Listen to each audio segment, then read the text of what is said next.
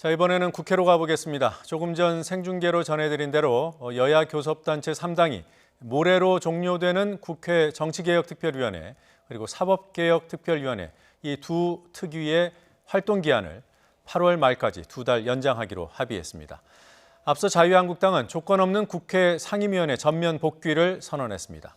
한국당은 원포인트 합의라고 하지만 사실상 국회 정상화 절차에 들어간 것으로 보입니다. 국회 연결해 보겠습니다. 차정윤 기자. 네, 국회입니다. 네, 여야 3당이 발표한 합의 내용 다시 한번 정리해 볼까요? 네. 여야 3당 원내대표는 오늘 오전 10시에 이어 조금 전 1시쯤 다시 만나 최종 합의문을 발표했습니다. 여야는 정치개혁특별위원회와 사법개혁특별위원회의 활동기간을 8월 31일까지 연장하기로 뜻을 모았습니다. 또 두 개의 특위위원장을 의석수 순위대로 한 개씩 맡기로 했습니다. 다시 말해 더불어민주당과 자유한국당이 각각 위원장 한 개씩 맡기로 한 겁니다. 또 정개특위 정수도 지금보다 각각 한 명씩 늘려서 19명의 위원으로 확대하고 의석수 비율에 따라 다시 배분하기로 했습니다. 이인영 더불어민주당 원내대표는 완전한 건 아니지만 완전한 국회 정상화로 나갈 수 있는 합의라며 더 큰 합의로 나갈 수 있는 계기로 받아들여달라고 밝혔습니다.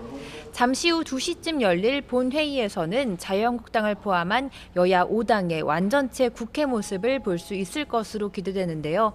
한국당까지 모두 여야 합의로 본회의가 열리는 건 지난 4월 5일 이후 84일 만입니다. 여야는 오늘 본회의에서 상임위원장 교체와 정개특위와 사개특위 특위 연장안을 처리하기로 했습니다. 한국당 상임위 전면 복귀 방침은 언제 결정된 겁니까?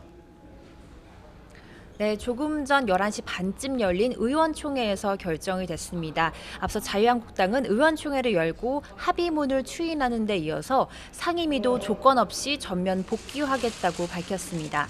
그동안 한국당은 지난 24일 합의문을 번복 사태 이후 자유한국당만 제외하고 여야 4당이 국회문을 열자 이에 반발해 현안이 있는 상임위만 선별적으로 참여해 왔는데요. 나경원 원내대표는 오늘 오전 의원총회 직후 기자들과 만나서 오늘부로 상임위에 전격적으로 조건 없이 등원하겠다며 민생과 안보를 위한 입법 투쟁을 열심히 하겠다고 밝혔습니다.